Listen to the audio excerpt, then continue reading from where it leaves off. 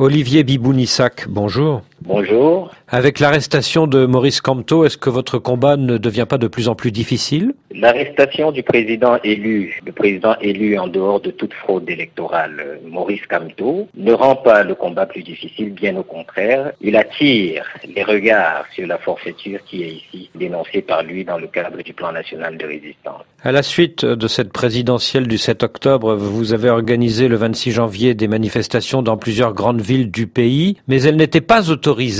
Du coup, le pouvoir parle de provocation. Les manifestations obéissent à un régime constitutionnel et légal clair au Cameroun. Alors dans notre cas, en essayant l'exercice du dépôt des déclarations, nous avons essuyé au moment où je vous parle plus d'une centaine systématique de fin de non-recevoir. C'est-à-dire que depuis le 7 octobre, à chaque fois que vous demandez l'autorisation de manifester, celle-ci vous est refusée? Sur plus d'une centaine de demandes, il y a plus d'une centaine de fins de non-recevoir. Je suis clair là-dessus. Et le pouvoir vous reproche tout particulièrement d'avoir inspiré la mise à sac des ambassades du Cameroun à Paris et Berlin. Alors vous savez, quand on va se balader au village de la fraude électorale, on finit toujours par se retrouver au pays de « et si je mentais ».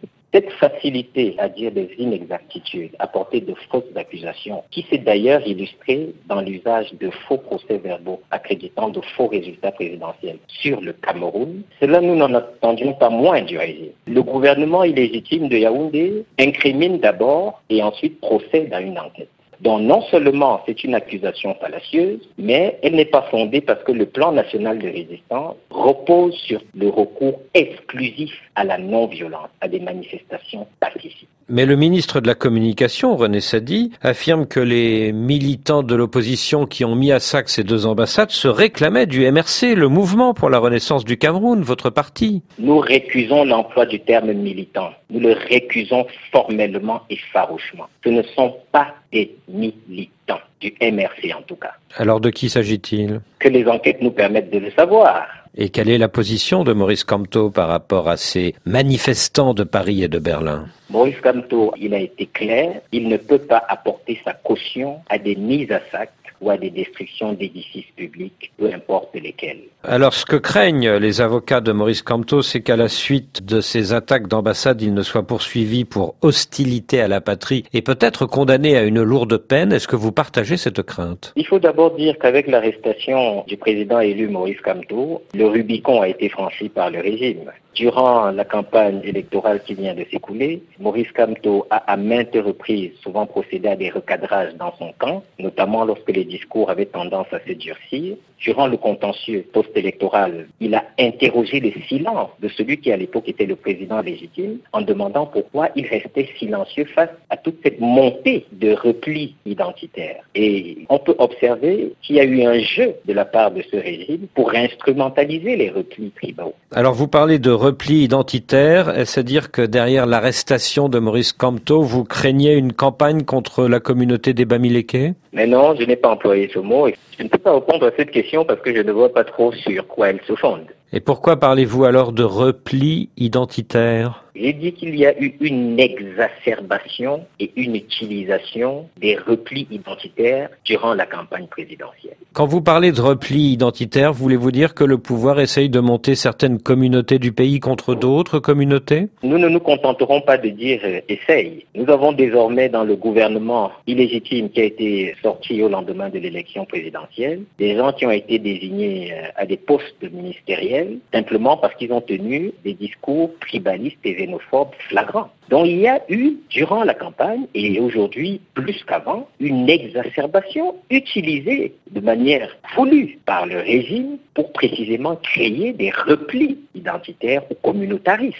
Et quand vous parlez de l'exacerbation des réflexes identitaires, vous pensez notamment aux réflexes anti-Bamileke? Je ne pense pas à celui-là en particulier, parce qu'en ce qui nous concerne, il faut clairement le dire, les résultats de l'élection présidentielle ont bien montré dans quel état d'esprit sont les Camerounais. Les Camerounais ont attribué à Maurice Kamto, en dehors de toute fraude électorale, 39,74%. Et ils ont attribué à celui qui a artificiellement et frauduleusement inversé les résultats plus tard, 38 et quelques pourcents. Ça veut donc dire que s'il y a un ressentiment, c'est un ressentiment artificiel et créé de toutes pièces par une classe politique déterminée à s'arc-bouter par tous les moyens au pouvoir. Alors pour l'instant, Maurice Kamto est en garde à vue administrative. Si demain il est inculpé pour insurrection, rébellion, voire hostilité à la patrie, est-ce que vous ne craignez pas qu'il soit condamné à une lourde peine et qu'il reste longtemps en prison ? Le prisme sous lequel nous regardons cette affaire, c'est l'attitude de Maurice Kamto qui est irréprochable et donc qui, au regard de la loi, ne peut aboutir à une incrimination ou à une inculpation de quelque nature que ce soit. Si Maurice Kamto était reconnu l'auteur d'une marche pacifique et donc s'il était reconnu avoir fait usage de droits civiques et politiques qui lui sont dévolus, il sera très probablement vite relaxé le moment venu. Maurice Kamto, il est serein et a sa conscience tranquille et est prêt à ce que la justice soit rendue car elle ne peut être qu'en sa faveur.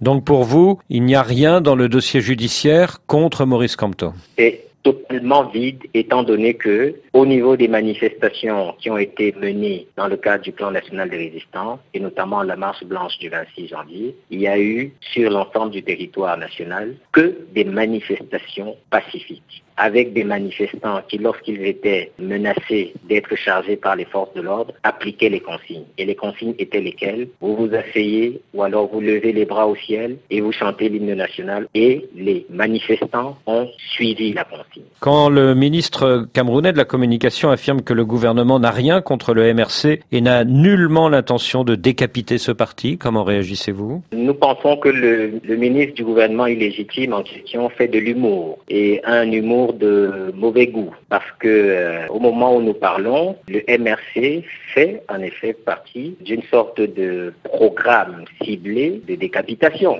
Depuis le 26 janvier, les réactions internationales sont timides. Est-ce que vous êtes déçus ? Nous ne sommes pas déçus parce que le plan national de résistance se fonde sur la capacité de résilience des Camerounais. Alors, au-delà maintenant de cela, si au plan international, on peut observer quelques contradictions, une sorte de deux poids, deux mesures, ceux qui se montrent les auteurs de ce deux poids, deux mesures répondront en âme et conscience lorsque le moment sera venu. Car on a bien vu qu'il y a des partis pris pour le respect de la démocratie qui se sont manifestés ailleurs, mais qui ne se sont pas manifestés au Cameroun. Quels sont les pays où vous trouvez que la communauté internationale est plus réactive ? Il nous souvient que dans le cas du Venezuela, dans le cas de la RDC, cela se passe de tout commentaire, les pays qui se sont illustrés à cette occasion-là. Et de ce point de vue, vous êtes un peu déçu ? En ce qui nous concerne, nous constatons et nous sommes étonnés. Olivier Bibounissac, merci.